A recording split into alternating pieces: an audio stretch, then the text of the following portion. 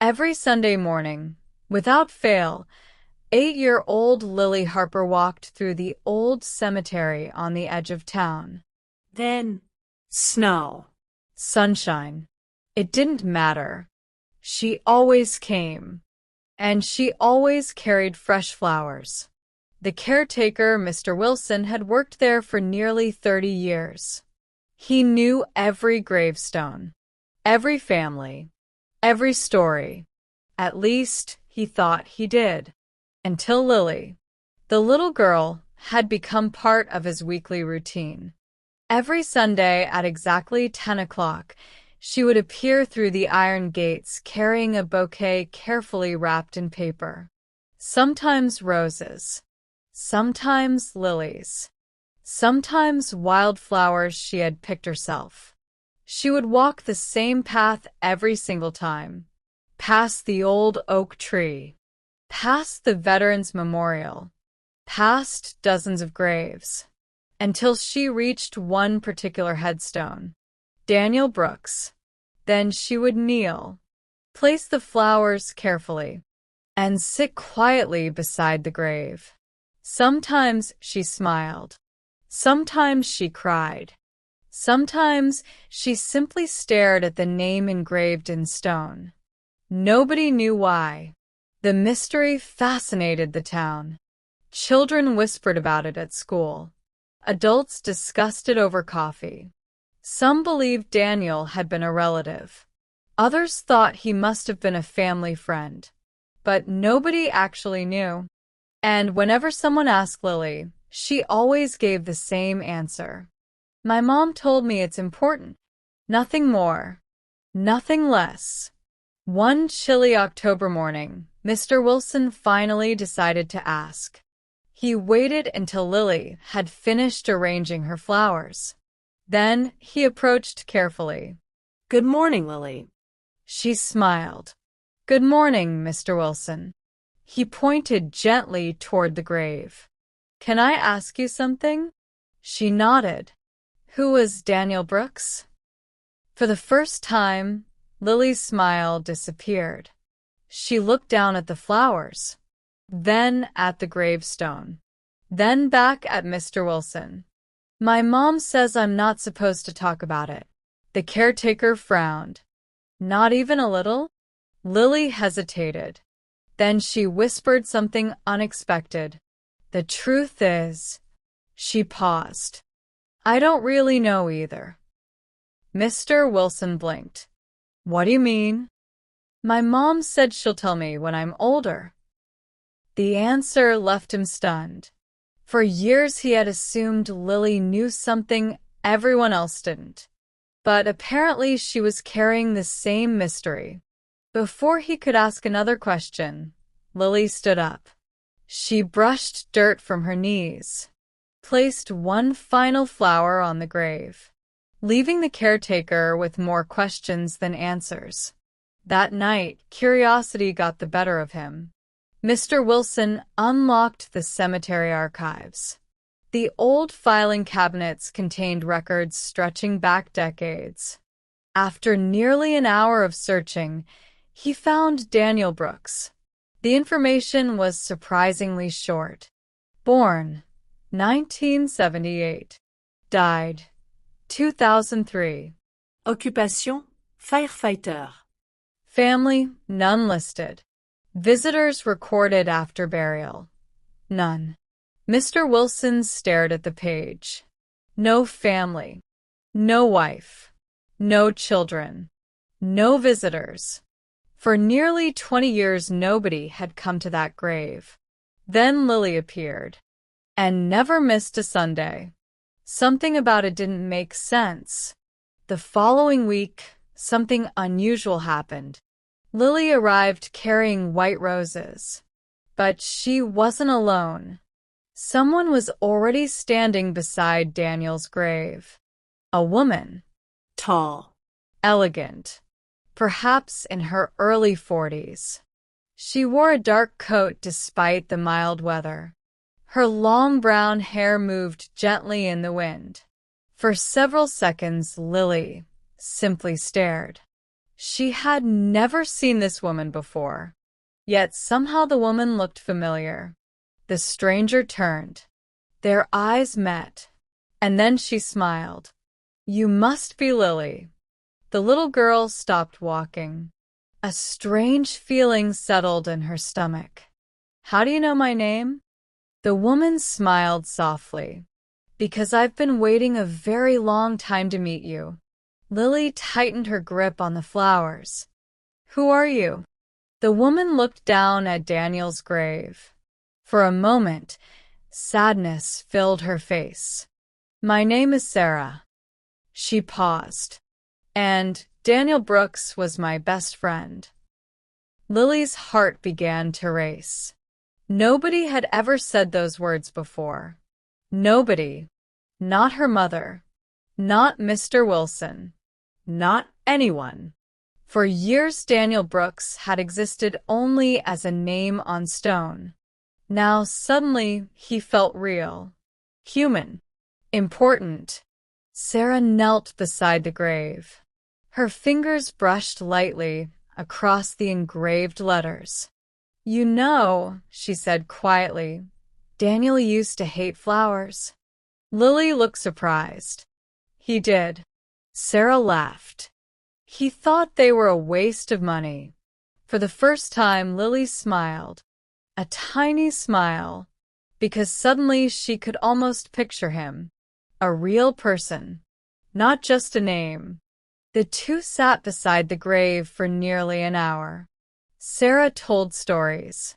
Small stories. Funny stories.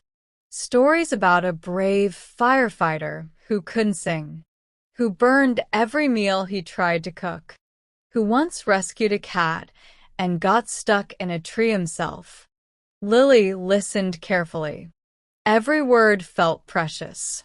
By the time she left, she had learned more about Daniel Brooks than in the previous 8 years combined.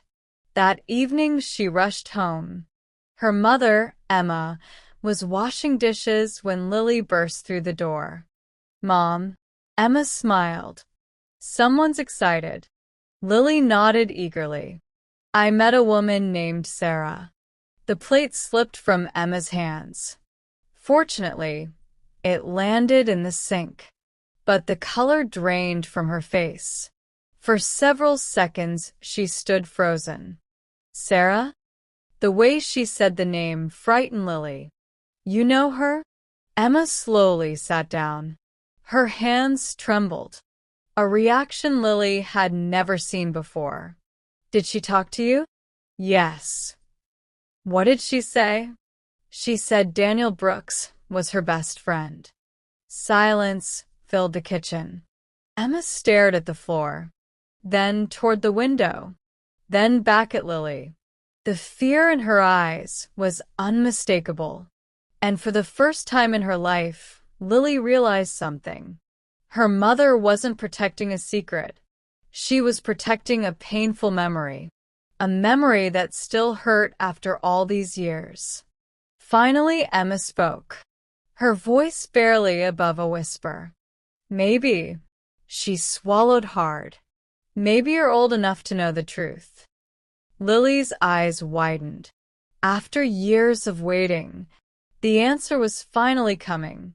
But as Emma looked toward the family photo hanging on the wall, tears slowly filled her eyes. And Lily suddenly understood.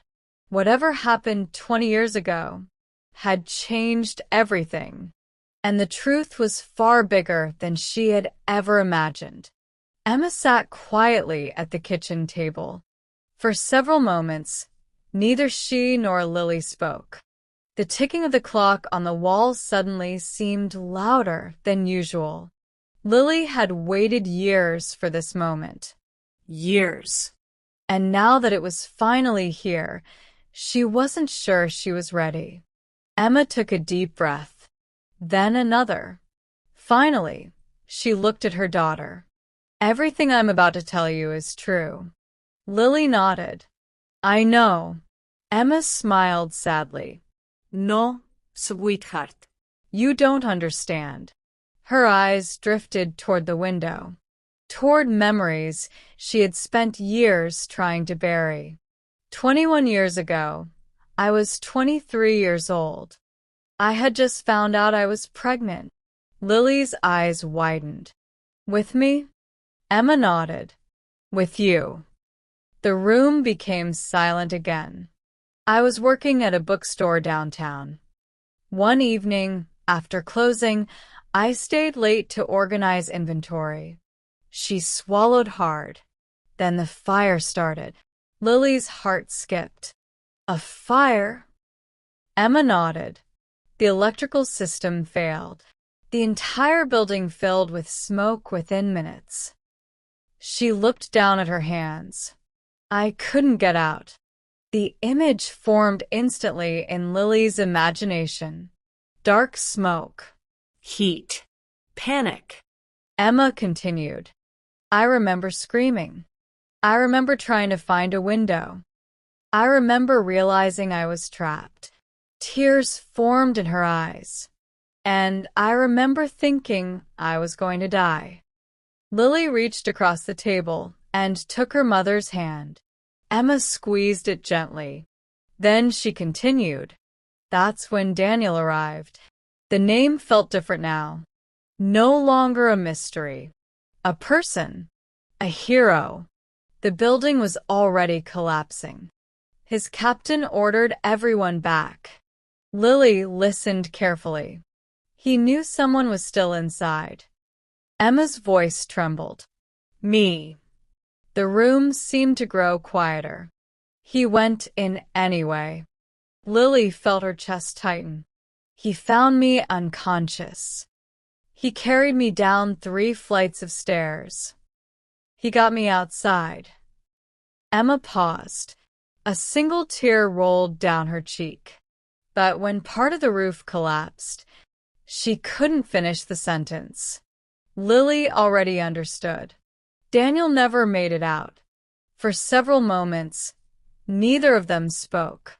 Finally, Emma whispered, He died saving us. Us. Not me. Us. Because Lily had been there too. Before she was born. Before anyone knew who she would become. Before she had taken her first breath. A man she never met had sacrificed everything so she could have a life. The realization hit her harder than anything she had ever experienced. But why didn't you tell me? Emma looked away. Because I wanted you to be a child. Not someone carrying a debt. A burden. Lily shook her head. It doesn't feel like a burden. Emma smiled through tears. No. It feels like gratitude. For the first time all evening, Emma smiled. A real smile. The following Sunday, Lily returned to the cemetery. But this time, everything felt different. The grave was no longer mysterious.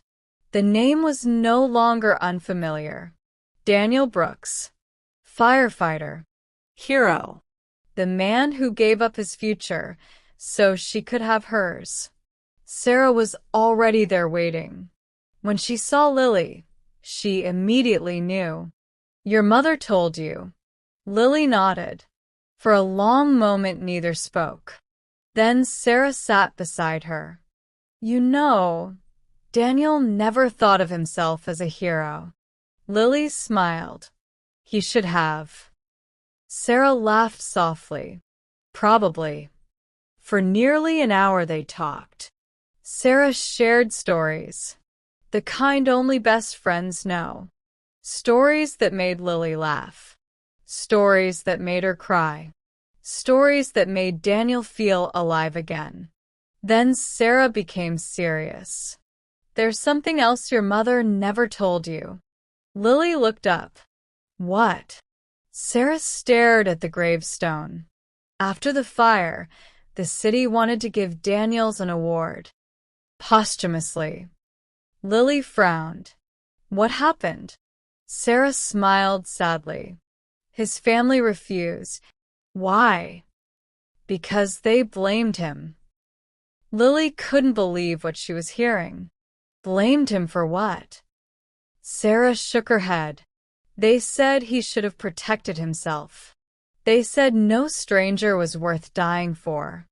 The words felt wrong, cruel. Impossible. Yet Sarah's expression said otherwise.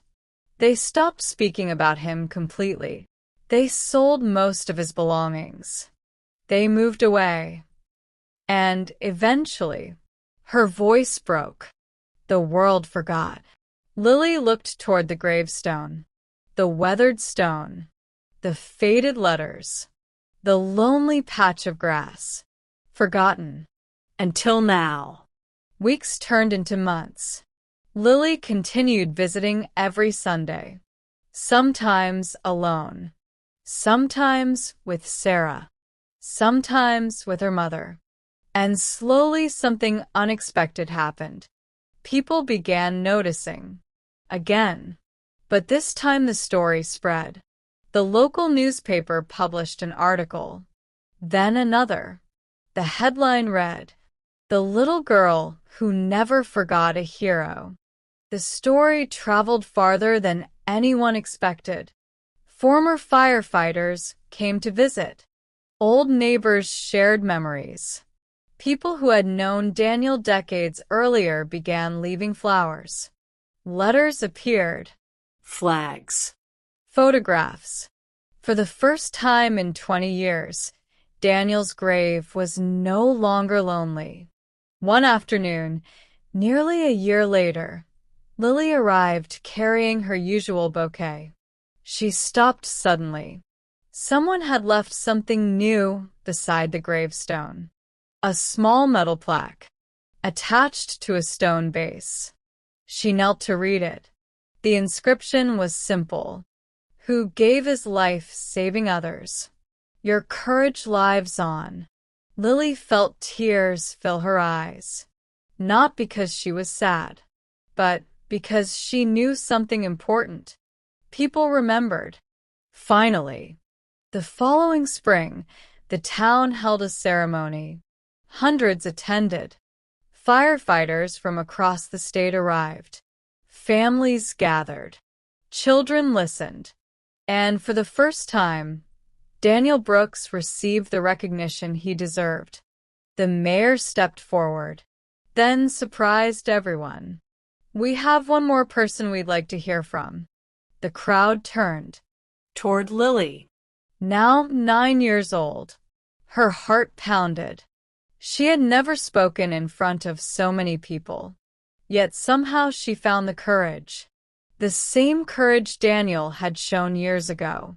She stepped to the microphone, looked at the crowd, then at Daniel's photograph, and finally spoke. "I never met Daniel Brooks." The audience fell silent, but because of him, her voice trembled. "I got to live." Several people wiped away tears, including firefighters who rarely cried. Lily continued. "People call him a hero. They're right. But not because he died." She looked toward her mother, then toward Sarah. "Because he chose kindness when it mattered most." The crowd remained silent, listening. Every word. One choice. One moment. One act of courage.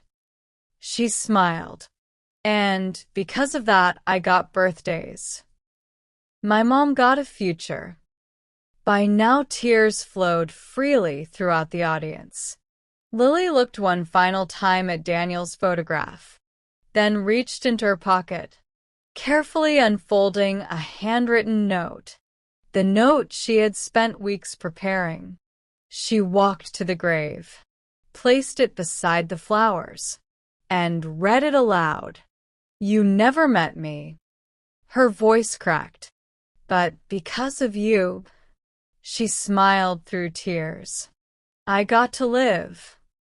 The wind carried the words across the cemetery, and for a moment, it felt as though the entire town stood still, remembering, honoring, thanking, not just a firefighter, Not just a hero, but a man whose kindness changed lives he would never see. As the ceremony ended, Lily stood beside her mother, their hands intertwined, the sun slowly setting behind the hills. For years, Daniel Brooks had been a mystery, then a story, then a hero. But now he was something more. Proof that even a single act of selflessness can echo across generations. That kindness does not end when a life ends. It continues. In memories, in families, in futures. And as Lily placed one final flower on the grave, she understood the truth her mother had wanted her to learn all along. Some heroes never get to see the lives they save. But that doesn't make their sacrifice any less meaningful. Sometimes, it makes it even greater. The end.